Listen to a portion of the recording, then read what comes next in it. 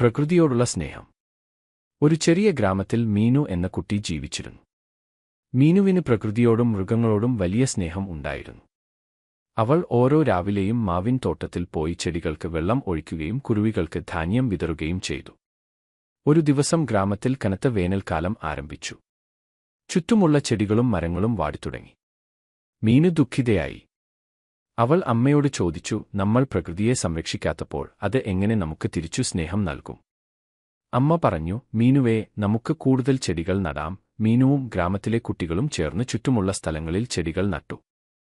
അവർ ഓരോ ദിവസവും അതിന് വെള്ളം നൽകുകയും പരിചരിക്കുകയും ചെയ്തു. കുറച്ച് ദിവസങ്ങൾക്കുശേഷം ചുറ്റുമുള്ള സ്ഥലങ്ങൾ വീണ്ടും പച്ചപ്പോടെ നിറഞ്ഞു.